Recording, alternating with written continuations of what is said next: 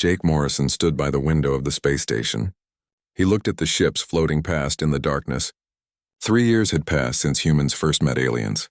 Jake was one of the few humans who lived and worked among the stars now. Sometimes he still could not believe it was real. The door opened behind him. Ambassador Krelthin walked in.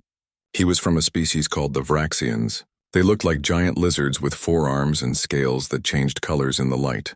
Jake had learned to read some of their body language over the past year. Right now, Krelthin had all 4 arms crossed.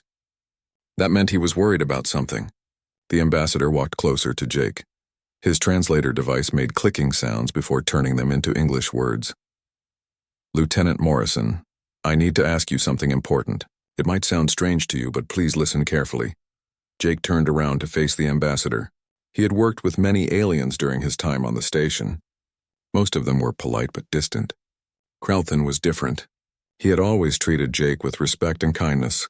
What can I do for you, sir? Jake asked. The Vraxian seemed to hesitate. Jake found that interesting. The Vraxians were known across the galaxy as tough negotiators. They rarely showed any uncertainty. But right now, Krelthin looked almost nervous. I need you to protect my children. My eggs will hatch soon. In 3 days, to be exact. I want you to be their guardian during their first season of life. That is when they are most vulnerable. Jake blinked in surprise. The Vraxians were some of the most dangerous predators in the galaxy. On their homeworld, they had no natural enemies. They were fast, strong, and incredibly smart. Their diplomats were famous for being tough and ruthless in negotiations. The idea that one of them would trust a human with their babies seemed impossible. Humans were still new to space. They were not as strong as most aliens. They did not have natural weapons like claws or poisonous skin. Why would anyone choose a human to protect their young? I am honored that you would ask me, Jake said slowly. But I have to ask why. Surely your own people would be better at protecting Vraxian children. They would know what to do better than I would. Krelthin's dark eyes stared at Jake for a long moment. Then the ambassador spoke again. Because you humans have something that is rare in this galaxy. You call it compassion. We have watched your species very carefully since you arrived. You are physically weak compared to most of us. That is true. But you are also fierce when you need to protect someone who cannot protect themselves. The ambassador moved one of his hands in a gesture Jake did not recognize. You do not see young ones as weak creatures that slow you down. You do not think of them as future soldiers or workers. You see them as precious lives that need care and love. That is not common among the stars. Jake did not know what to say. He had never thought of it that way. To him, taking care of children was just natural. It was what you did. Every human society he knew about had some form of child protection. Even in war, there were rules about keeping children safe. Before Jake could answer, loud alarms started blaring through the station. Red lights flashed on and off in the corridors. An automated voice spoke over the speakers. Emergency. Hull breach detected in Residential Sector 7. All personnel evacuate immediately. This is not a drill. Krelthin's scales turned a dark red color. Jake had learned that meant fear or anger in Vraxians. The nursery wing is in Sector 7. My eggs are there. The ambassador was already running toward the door. Jake did not think. His training took over. He ran after Krelthin. His heart pounded in his chest. Whatever was happening, he knew one thing for certain. Those eggs were in danger and they needed help. They ran through the corridors together. Other people were evacuating in the opposite direction. A few aliens stared at them as they rushed past. Most species would abandon a location during a hull breach. It was the logical thing to do. But Jake kept running. When they reached the nursery wing, Jake saw the damage immediately. A large section of the outer wall had been torn open. Air was rushing out into space through the hole. The force of it pulled at anything not bolted down. Papers and small objects flew through the air toward the breach. Through the transparent walls, Jake could see rows of special containers. Each one held eggs from different species. There were dozens of them. The eggs belonged to diplomats who were visiting the station for the big summit meeting. Krelthin pointed with one arm toward the far end of the hallway. His container was there, but it was on the other side of the damaged section. There was no safe way to reach it.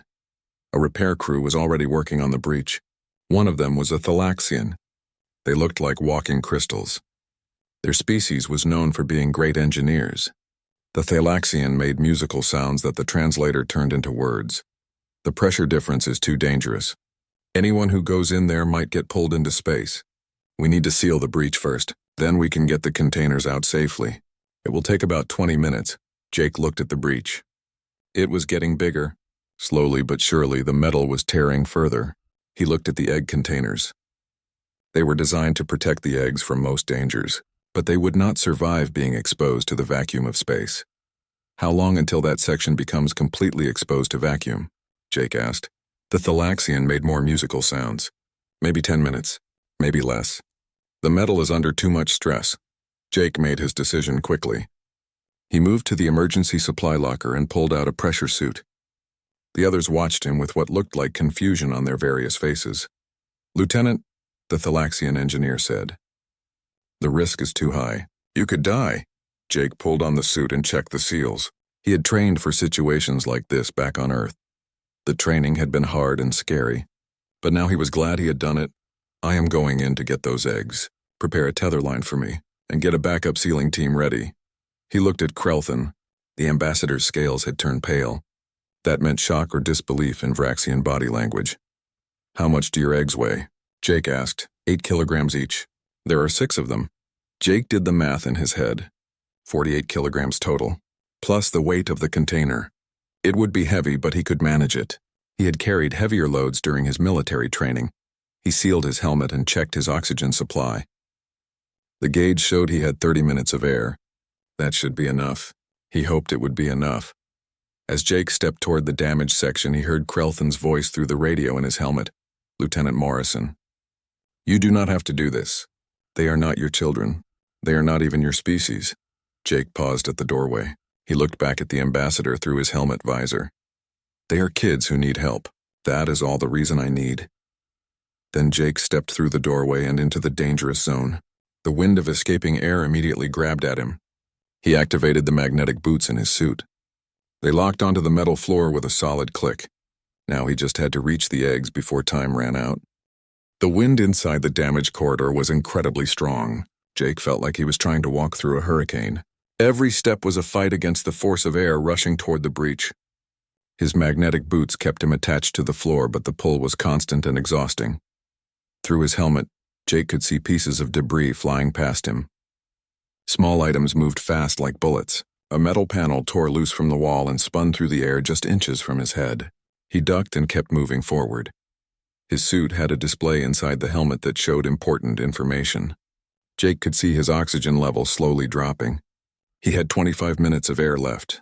The egg container was still 30 meters away. It felt like the distance was growing instead of shrinking. Jake planted his left foot and then his right. Step by step, he did not look at the breach in the hull. Looking at it would only make him afraid. Instead, he focused on the container ahead of him. 6 eggs, 6 lives. That was all that mattered right now. The radio in his helmet crackled. "Lieutenant Morrison, this is engineering control. The breach is expanding faster than predicted. You have maybe 5 minutes before that entire section is exposed to vacuum." "Understood," Jake replied. His voice sounded calm even though his heart was racing. "Keep that backup SEAL team ready." He pushed himself harder. His muscles burned with effort. The magnetic boots were strong, but they made walking slow and difficult. It was like trying to run while someone held your legs. A large piece of ceiling panel suddenly broke free above him. Jake saw it falling and threw himself to the side. The panel crashed into the floor where he had been standing a second before. Then the wind caught it and sent it flying toward the breach. Jake got back to his feet and kept going. He was close now. Just 10 more meters. Through the transparent lid of the container, he could see the 6 oval eggs. They were pale blue with darker spots. Each one was about the size of a football. They seemed to glow faintly from within. He reached the container and grabbed onto it with both hands. The container was bolted to the floor with magnetic clamps. Jake could see that the clamps were starting to fail. The metal was bending under the stress. Any moment now, the whole thing would tear loose and be sucked into space. Jake pulled the tether line from his belt and attached it to the container. His gloved fingers felt clumsy, but his training took over. He had practiced this exact kind of rescue dozens of times in simulations. But simulations did not have real wind trying to kill you. Simulations did not have real lives depending on you. He found the emergency release panel on the side of the container. He pressed the buttons in the right sequence. The container beeped 3 times. Then the magnetic locks disengaged with a loud click. The moment the locks released, the suction became 10 times stronger. The container started to slide toward the breach. Jake wrapped both arms around it and activated his boot magnets at maximum power. The force was incredible. Jake felt like he was trying to hold onto a car that was being pulled by a giant magnet. His arms screamed in pain. His boots groaned as they fought to stay attached to the floor. For a terrible moment, Jake thought he was going to fail. He thought the wind would rip the container from his arms and send it flying into the void. Then he heard a voice through his radio. It was Krelthan. "Hold on, Lieutenant. The SEAL team is activating the emergency doors now." Jake held on. His muscles felt like they were tearing. He could not feel his fingers anymore. Everything was pain and effort and the howling wind that wanted to take everything away. Then suddenly the wind stopped. Emergency blast doors slammed down across the breach with a massive boom. The horrible sucking force vanished instantly. Jake found himself kneeling on the floor, still holding the container against his chest. His whole body was shaking. For several seconds, Jake just knelt there, breathing hard. His oxygen alarm was beeping. He had used more air than he thought. Only 12 minutes left. But it did not matter anymore. The danger was over. "Lieutenant Morrison, are you injured?" The voice in his helmet belonged to the Thalaxian engineer. "I am okay," Jake said. He was not sure if that was completely true, but nothing seemed to be broken. "I have the eggs." Opening the doors now. The emergency doors opened. Jake carried the container through.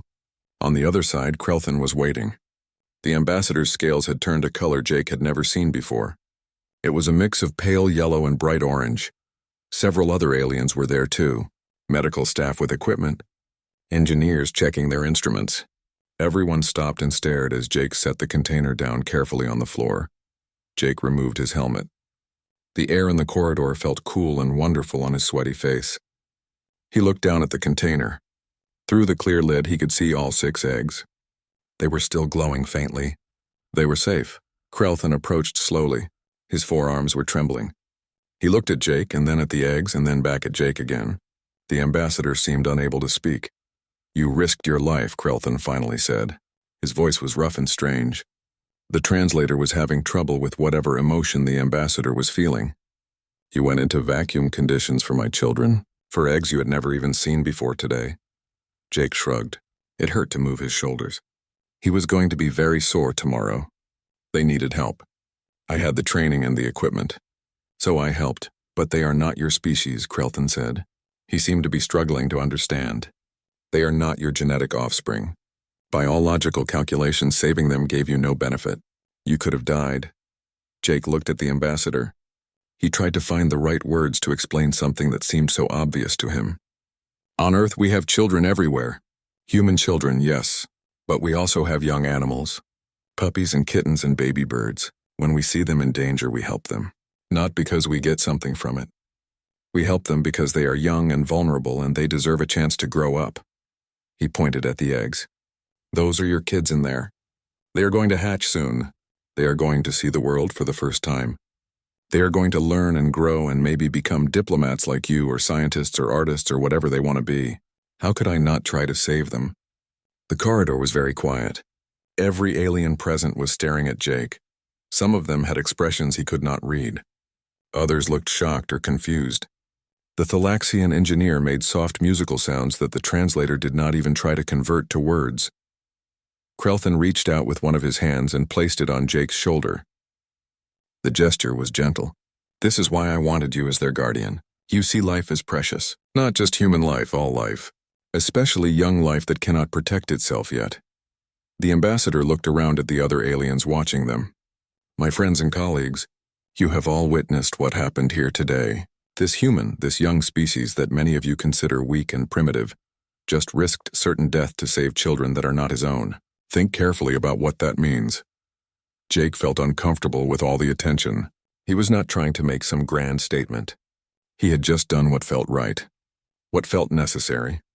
A medical officer approached and scanned Jake with a handheld device. You have some muscle strain and minor bruising, but nothing serious. You should rest for the next cycle. Jake nodded. He was starting to feel the exhaustion now. The adrenaline was wearing off and everything hurt. Before he could leave, Krelthan spoke again. Lieutenant Morrison, my earlier request still stands. Will you serve as guardian to my clutch when they hatch? Jake looked at the eggs one more time. He had carried them through a nightmare. He had felt their weight in his arms and fought to keep them safe. In a strange way, he already felt connected to them. Yes, Jake said. I will protect them. I promise. The ambassador's scales turned a warm golden color. Jake had learned that meant joy or gratitude. Thank you, Lieutenant. You have given my children the greatest gift, a guardian who would die for them even before they are born. Jake did not know what to say to that, so he just nodded and headed toward his quarters. Behind him, he could hear the aliens talking in their various languages. The translators created a strange music of overlapping voices. What Jake did not know was that the security footage of his rescue was already being shared across the galactic networks. By the next morning, every species in the council would know the story of the human who walked into vacuum to save alien eggs. And everything was about to change. 3 days after the rescue, Jake woke up to find his personal message system flooded with requests. There were hundreds of them. Messages from news organizations wanting interviews, messages from scientists wanting to study human behavior, messages from species he had never even heard of. He sat on his bunk and scrolled through them with growing confusion. What was happening? All he had done was save some eggs. It was not that special. Any decent person would have done the same thing. His door chimed. Jake opened it to find Krelthin standing there. The ambassador looked tired but happy.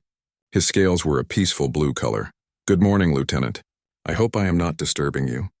The Galactic Council has requested your presence in the main chamber. There are several ambassadors who wish to speak with you. Jake got dressed quickly in his uniform. He followed Krelthin through the station corridors. Other aliens stopped and stared as they passed. Some made gestures that might have been greetings or signs of respect. Jake was not sure. When they entered the council chamber, Jake stopped in surprise. The huge room was packed with aliens. There had to be at least 50 different species represented. At the center of the room stood 3 figures that made Jake nervous. One was an insect creature with massive compound eyes and clicking mandibles. This was High Matriarch Sara of the Zephyrian Collective. Her species had billions of members connected through a hive mind. They were known for being incredibly efficient and totally logical about everything. Next to her stood War Master Drogan of the Korthax Empire. He looked like a nightmare come to life. 6 legs supported a heavily armored body. His carapace was covered in scars from countless battles. The Korthax were warriors who had earned their place on the council through pure military strength. The third figure was harder to see clearly. It seemed to shift and change as Jake looked at it. This was one of the Veilmar, an ancient species that most people knew very little about. Lieutenant Morrison, Matriarch Sara's voice came through the translator as sharp clicking sounds. We have reviewed the security recordings of your rescue operation. We wish to understand your reasoning for your actions. Jake walked to the center of the room. He felt very small surrounded by so many powerful beings. What do you want to know, Matriarch? Why did you risk your life for eggs that were not your own? The eggs were not human. They were not even similar to human offspring. You gained no advantage from saving them. You could have died. Please explain your motivation. Jake thought about how to answer. He realized that these aliens genuinely did not understand. To them, his choice must seem irrational or even suspicious. On Earth, we evolved as social creatures, not like a hive mind where everyone is connected. Each human is an individual with their own thoughts and feelings. But we survive by working together, by helping each other. Somewhere in our history, we learned that children are special. All children, not just our own. He paused, trying to find better words. When I saw those eggs in danger, I did not think about what species they were. I thought about the fact that they were young lives that needed help. They could not save themselves, so I had to try to save them. It is that simple. But they provided you with no benefit, Sara repeated.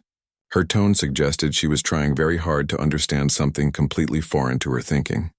The benefit is that they get to live, Jake said. That is enough. War Master Drogan leaned forward. His massive form cast a shadow over Jake. Tell me, human, would you protect the young of your enemies? If there was a war and you found enemy children in danger, would you help them? Jake met the War Master's gaze without flinching. Yes. We have stories on Earth about exactly that. Soldiers from different sides calling truces to rescue wounded children. Medics treating enemy casualties. We even have laws about protecting children during wars. We do not always follow those laws perfectly. Humans are not perfect, but we try." The chamber fell completely silent. Jake could feel every eye watching him. He wondered if he had said something wrong. Then Krelthin stepped forward.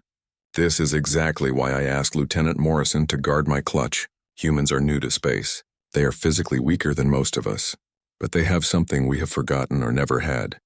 They see life itself as valuable. They do not calculate worth based on genetic similarity or political advantage." Matriarch Sara's antennae moved in complex patterns. This trait is either a great strength or a dangerous weakness. Perhaps it is both at once. The hive must consider this carefully. War Master Drogan made a sound that might have been a laugh. It came out as a harsh grinding noise. "I wish to test this theory, Lieutenant Morrison. I have 3 offspring who are reaching their molt stage. This is when young Korthax are most vulnerable. Their primary guardian was killed in a border conflict. I request that you serve as their protector until they complete their transformation." Jake felt the weight of the request immediately. The Korthax were warriors. Their children were taught to fight from the moment they could walk. They valued strength above almost everything else. For Drogan to ask a human to protect his children was shocking. "I accept," Jake said, "but I need to learn about your culture and what your children will need. I will not pretend to be Korthax. I am human, but I will protect them with everything I have." Drogan's mandibles spread wide. It looked like a smile, but much more frightening. "That honesty is precisely why I asked you, human. You do not claim to have all the answers. You only promise to do your best. That is more than many guardians offer." Other ambassadors began speaking up. A crystalline Thalaxian asked about human childcare methods. A floating gas creature wanted to know if humans could protect eggs that existed in different atmospheric conditions. A reptilian species asked if Jake would be willing to train other humans in guardian duties. Jake answered each question as honestly as he could. He did not have all the answers. He made mistakes in understanding some of the questions, but he never pretended to know more than he did. After 2 hours of questions, Matriarch Sarah raised one of her front legs for silence. The chamber quieted immediately. "The hive has reached a decision. We wish to participate in an experimental program. We will send 10 of our young to be supervised by human guardians. This is unprecedented for our species, but the recordings of Lieutenant Morrison's actions have caused much discussion among our collective consciousness." She turned her compound eyes toward Jake. "We do not fully understand your motivation. Perhaps we never will. Our minds work too differently. But we recognize that you acted to preserve life at great personal risk. This suggests that humans may offer a perspective our young have never encountered. A perspective that values individual existence beyond its function to the whole." Jake felt dizzy. What had started as one simple rescue was turning into something much bigger. He looked at Krelthin for guidance. The ambassador's scales had turned a bright orange color that meant excitement or pride. Before the session ended, the Veilmar finally spoke. Its voice appeared directly in Jake's mind without using the translation system. This was both fascinating and unsettling. "Young human, my people have watched the younger races for thousands of your years. We have seen many species rise and fall. Each brought something unique to the galaxy. You humans bring something we have not seen in all that time. You bring the ability to care deeply about beings you have never met, to see value in life simply because it exists. This is rare. This is precious. Use it wisely." Then the Veilmar faded away, teleporting to somewhere else in the station or perhaps to another world entirely. Jake never found out which. As the chamber emptied, Jake stood there trying to process everything that had just happened. A simple rescue had turned into some kind of diplomatic revolution. Species that never asked for outside help were now requesting human guardians for their children. Krelthin approached with a datapad. "These are the preliminary requests. 17 species have asked for human guardians so far. More requests are arriving every hour. The Council is calling it the Guardian Protocol." Jake took the datapad and stared at it. 17 species. He had expected maybe 1 or 2. But 17? And more coming in? "What have I started?" he whispered. Krelthin's scales turned warm gold. "You have shown the galaxy something it had forgotten, Lieutenant. You have shown us that protecting the young is not a burden or a weakness. It is the highest calling. And now everyone wants to learn from you." 6 months had passed since the rescue that changed everything. Jake stood in the station's training area watching his newest charges practice their combat exercises. Krelthan's eggs had hatched successfully, and the young Vraxians were now in school learning, alongside children from other species. But Warmaster, Drogon's 3 offspring, were a completely different challenge. Krix, Vara, and Thorn were young Korthax warriors going through their vulnerable molt stage. During this time, their armor was soft and they needed constant protection, but they were still incredibly strong and their instincts drove them to test everything through combat. "Watch your left side, Vara," Jake called out. The young Korthax was attempting to flank her brother Krix. She moved with the natural grace of a predator, but Jake could see that she was overconfident. "Thorn, you are too far from your unit. Stay close." The 3 young warriors adjusted their positions immediately. It had taken weeks to earn their respect. Jake could not beat them in physical combat. That was impossible. They were faster and stronger than any human could ever be. But he had won their trust through patience and consistent guidance.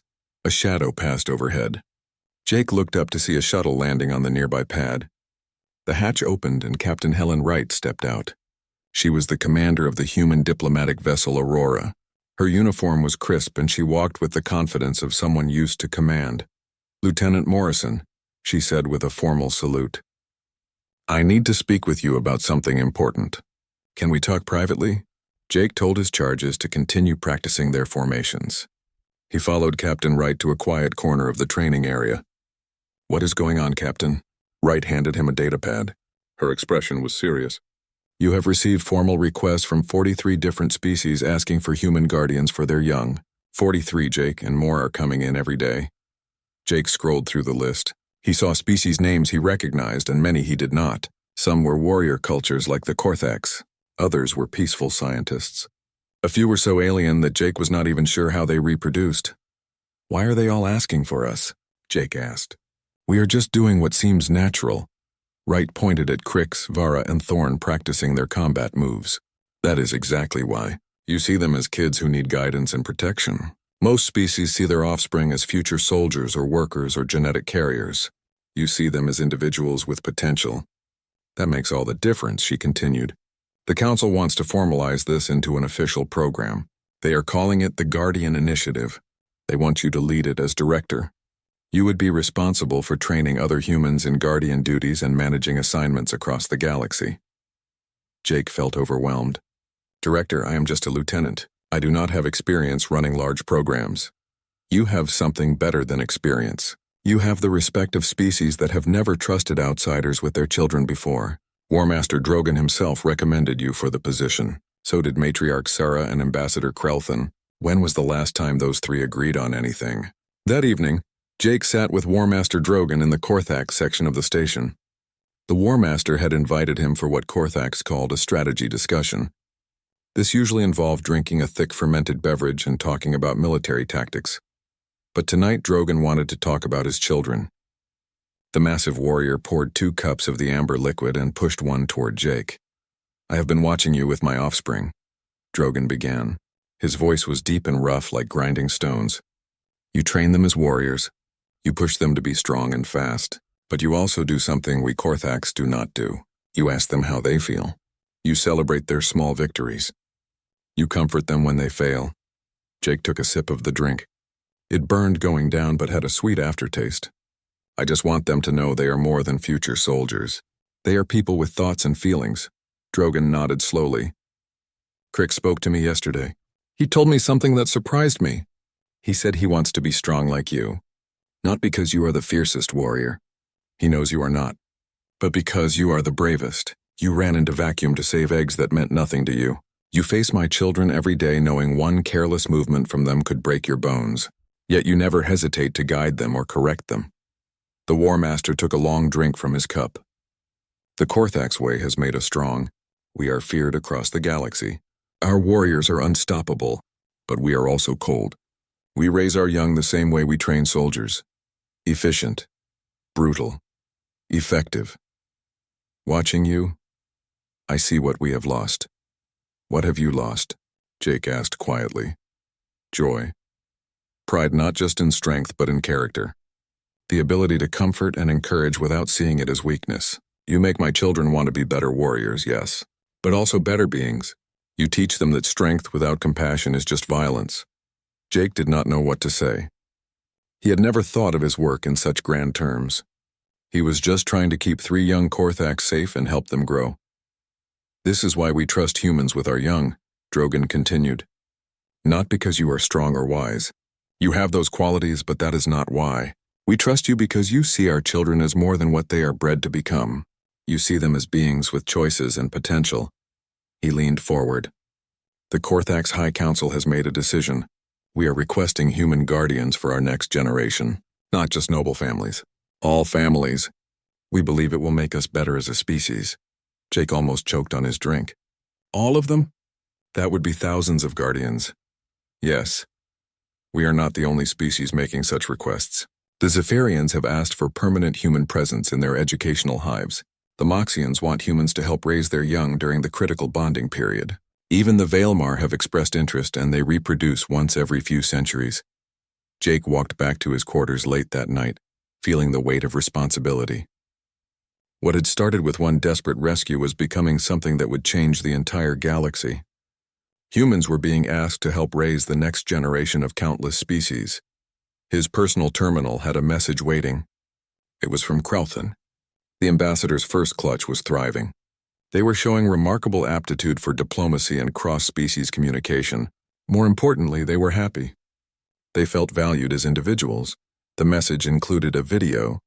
Jake played it and saw 6 young Vraxians practicing their debate skills. They were arguing about resource allocation in a mock council session. But unlike traditional Vraxian debates which focused purely on efficiency, these young ones were considering factors like fairness and the needs of weaker species. At the end of the video, the smallest of the clutch looked directly at the camera. Thank you, Guardian Jake.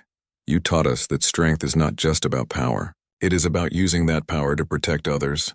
We will carry that lesson for the rest of our lives. Jake felt tears forming in his eyes. He quickly wiped them away, feeling a bit embarrassed. But he was alone, so it did not matter. He looked at the acceptance letter for the director position that Captain Wright had left with him. It was a huge responsibility. It would mean training hundreds of humans to work with alien young. It would mean managing complex diplomatic relationships. It would mean carrying the weight of countless young lives depending on the program he would build. But when Jake thought about Krelthan's clutch and Drogon's trio and all the other young aliens who would benefit from having guardians, who truly cared about them as individuals, the choice became clear. He pressed his thumb to the acceptance pad. The document registered his biometric signature and sent confirmation back to Earth Command. Jake Morrison was now director of the Guardian Initiative. The galaxy's children were counting on him. He would not let them down. 2 years after the rescue that started everything, Director Jake Morrison stood before the full Galactic Council. The chamber was more crowded than he had ever seen it. Every ambassador had brought their young to this special session. It was something that had never happened before in Council history. The Guardian Initiative now had 300 human guardians working across 47 different species. What had begun with one desperate act to save 6 eggs had grown into a program that was changing galactic culture.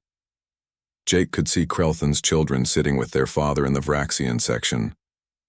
They were adolescents now and showing remarkable diplomatic skills. Drogon's trio was there too.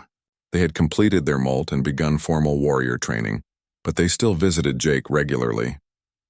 This was unheard of in traditional Korthak society. High Matriarch Sara stood to address the assembly. Her compound eyes reflected the chamber lights as she spoke. The Galactic Council recognizes an important truth today. By appointing humans as guardians for our young, we have not shown weakness. We have shown wisdom. She gestured toward the young aliens gathered in the chamber. These children have been raised with something valuable. They know they are valued not for what they can provide to society, but for what they are as individuals. They have learned from humans that strength without compassion is merely brutality. They have learned that protecting the vulnerable is not weakness but the highest calling.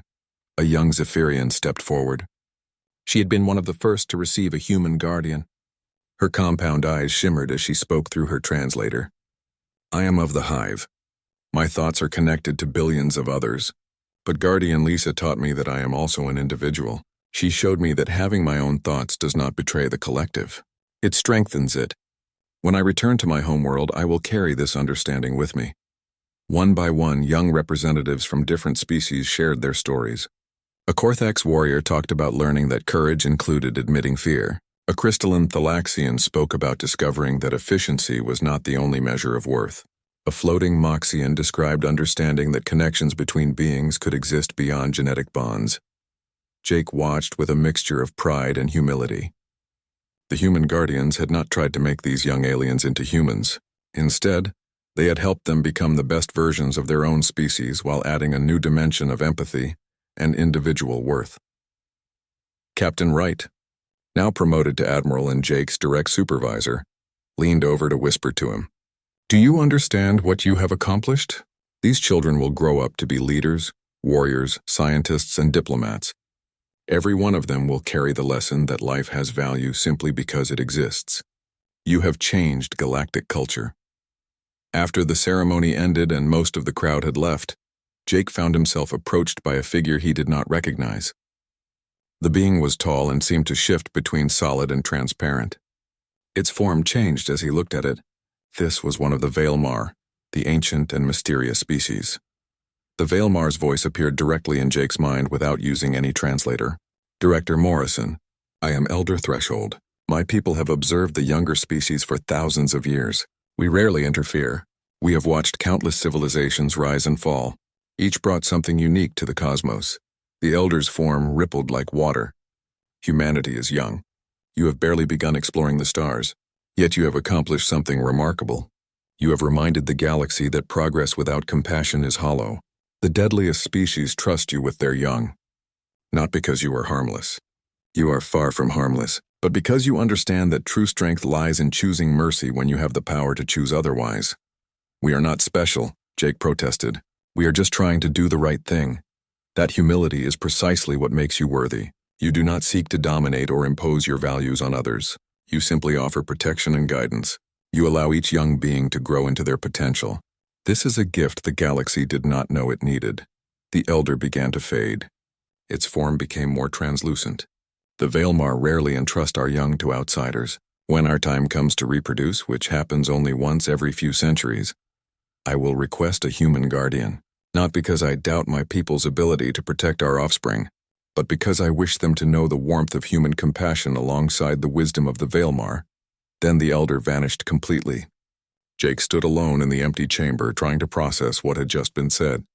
The Vailmar were considered the wisest species in the galaxy. For one of them to request a human guardian was an honor beyond measure. Jake walked to the observation window and looked out at the stars. He thought back to that moment 2 years ago when he had wrapped his arms around Krelthan's egg container and decided those lives were worth risking his own for. It had seemed so simple then. Just one person trying to help. Now he understood the truth. Humanity had not brought superior technology to the galactic stage. They had not brought overwhelming military power. They had brought something far more valuable. They had brought the belief that every life, regardless of where it came from or what it looked like, deserved a chance to grow and thrive. His communicator beeped. It was a message from Helen Carter, one of the first guardians he had trained. She was stationed on a frontier world working with a group of young Korthax.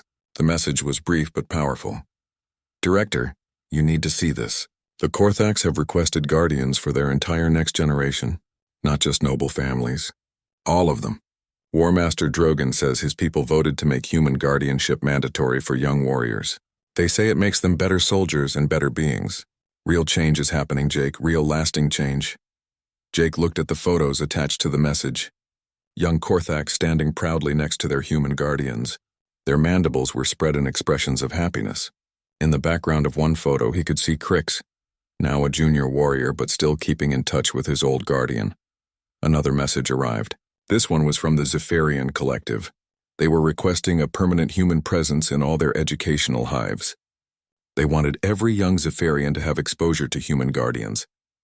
The hive mind had concluded that individual consciousness strengthened rather than weakened the collective.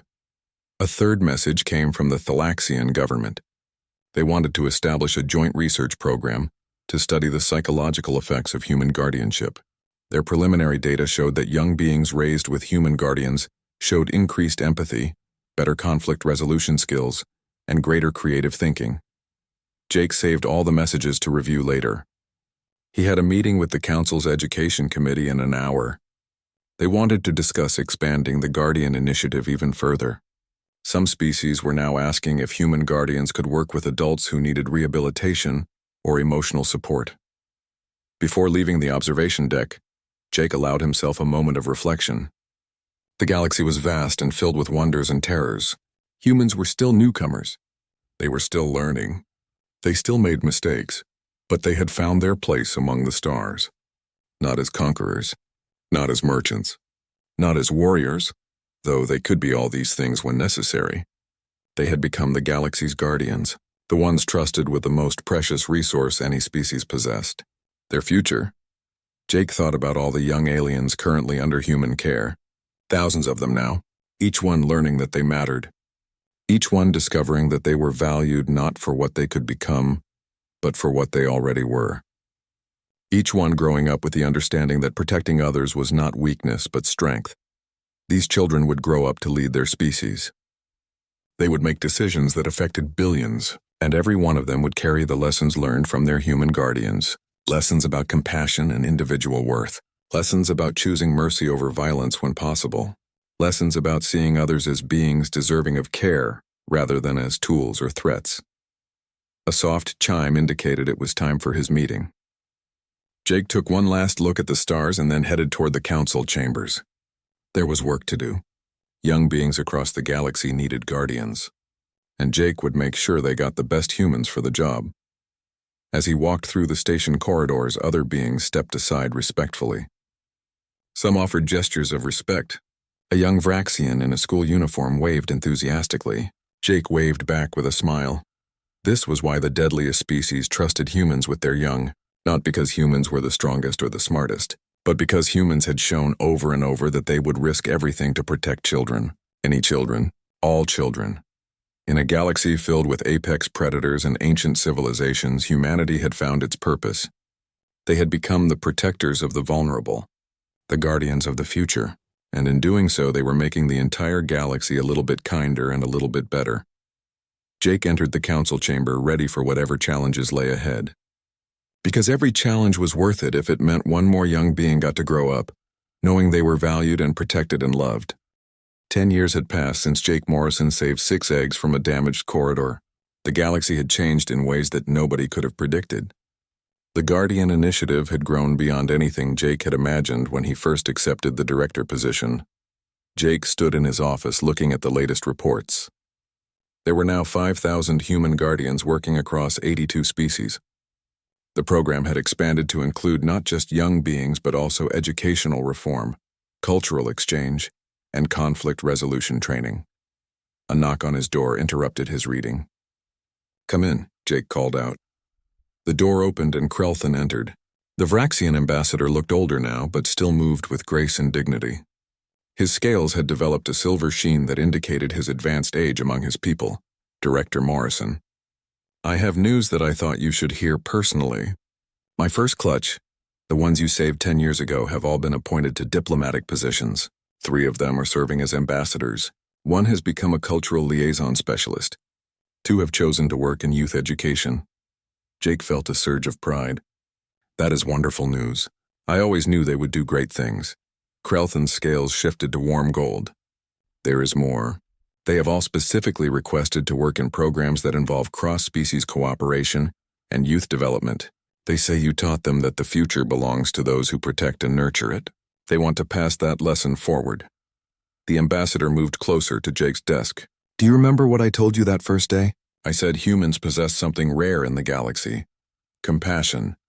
I was not wrong, but I was not entirely correct either. What you possess is not just compassion. It is the ability to see potential in every being and the dedication to help them reach it." Before Jake could respond, his communicator beeped with an urgent message. It was from Admiral Wright. "Priority communication. The Galactic Council Historical Archive wants to meet with you today. They are preparing a formal entry about the Guardian Initiative and its impact on galactic culture." Jake and Krelthan traveled together to the archive facility. It was located in the oldest section of the station. The archive contained records dating back thousands of years. Every major cultural shift, every important treaty, every significant development in galactic history was recorded here. The archiver was a being unlike anything Jake had seen before. It appeared to be made of living light that constantly shifted through different colors. Its species was so old that nobody remembered their original name. They were simply called the Keepers now, Director Morrison. The archiver's voice resonated directly in his mind. We have been documenting the changes brought about by your Guardian initiative. The data is remarkable. We are seeing fundamental shifts in how species treat their young and each other. The archiver displayed holographic data around them. Graphs showing decreased conflict between species. Charts indicating improved mental health outcomes for young beings. Studies demonstrating increased cross-species cooperation in the generation, raised with human guardians. The Korthax Empire has reported a 60% decrease in internal violence. The Zypherian Collective has seen unprecedented levels of individual creativity while maintaining hive cohesion. Even the Thalaxians, who valued efficiency above all else, are now incorporating emotional well-being into their calculations. The archiver's form pulsed with what might have been emotion. We are recording this as one of the most significant cultural evolutions in galactic history. Humanity has achieved what we thought impossible. You have changed the fundamental way species view their young. Jake looked at all the data floating around him. It was overwhelming to see it laid out so clearly. What had started with one desperate rescue had rippled outward to touch billions of lives. The archiver continued. The entry will state that humanity introduced the concept of compassionate guardianship across member species. The impact has been a fundamental shift in galactic perspective regarding the treatment and value of juvenile life forms. Studies indicate a measurable decrease in intergenerational conflict and an increase in cross-species cooperation among the first generation, raised under human guardianship. A new figure entered the archive chamber. It was War Master Drogan. The old Korthax warrior moved slowly now, but his presence was still commanding. He had requested to be present for this recording. I wish to add my testimony to the record, Drogan said. His voice was as rough as ever, but there was warmth in it now that had not been there 10 years ago. Director Morrison's work with my offspring changed not just them but our entire species. My son Crix is now a commander in the Korthax military, but he leads differently than I did. He values the lives under his command. He sees them as individuals with worth beyond their combat ability. The War Master looked directly at Jake. The Korthax way made us strong. The human way is making us better. We are still warriors. We still value strength and honor. But now we also value compassion and individual dignity. This makes us stronger in ways we never understood before. The archiver absorbed all this information. Its form flickered as it processed and recorded everything. The final notation will read as follows. The human capacity for protective compassion toward the young of other species is not a weakness, as initially theorized, but a fundamental strength that has reshaped galactic society. This trait, combined with their willingness to defend those under their care regardless of personal cost, has established humanity as the premier guardians of the next generation. The notation continued. The deadliest species trust humans with their young because humans have demonstrated, repeatedly and without exception, that they view such trust as sacred. They do not see young beings as future resources or as burdens. They see them as individuals deserving of protection, guidance, and love. Jake felt the weight of those words. Sacred trust. That was what he and every other guardian carried. It was a responsibility he had never taken lightly. Later that evening, Jake returned to his quarters exhausted but satisfied. His terminal showed dozens of new messages, reports from guardians across the galaxy, success stories, challenges that needed addressing, requests for advice from newer guardians. One message caught his attention. It was from the smallest of Krelthan's first clutch, the young Vraxian who had thanked him in that video 2 years into the program. She was now Ambassador Kira, working on a frontier world helping establish first contact protocols with a newly discovered species. The message read simply, Guardian Jake, I wanted you to know that today I met with representatives from a species that had never encountered the Galactic Council before. They were frightened and defensive. I remembered what you taught me. I showed them kindness and patience. I treated them as beings with value rather than as problems to be solved. We are now beginning peaceful negotiations. Thank you for teaching me to see with human eyes while remaining true to my Vraxian heritage. Jake saved the message to a special folder he kept. It contained hundreds of similar messages from young beings he had helped raise over the years. Each one was a reminder of why the work mattered. He walked to his window and looked out at the stars. The galaxy was vast and ancient. Humans were still newcomers learning their place among civilizations that had existed for thousands of years. But they had found something precious to contribute. They had not conquered through military might. They had not dominated through technology. They had simply shown that every young life deserved protection and nurturing. That simple truth had changed everything.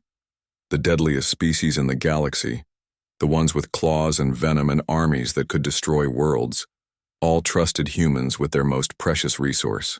Not because humans were harmless. Humans could be fierce when needed, but because humans chose gentleness when they had the option. Jake thought back to that moment 10 years ago in the damaged corridor. He had wrapped his arms around a container of alien eggs and fought against vacuum to keep them safe. At that moment, he had not been thinking about changing galactic culture. He had just been trying to save some kids who needed help. That simple instinct, that basic human drive to protect the vulnerable, had become the foundation for one of the most important programs in galactic history. And it all came down to one principle that every Guardian learned in their training.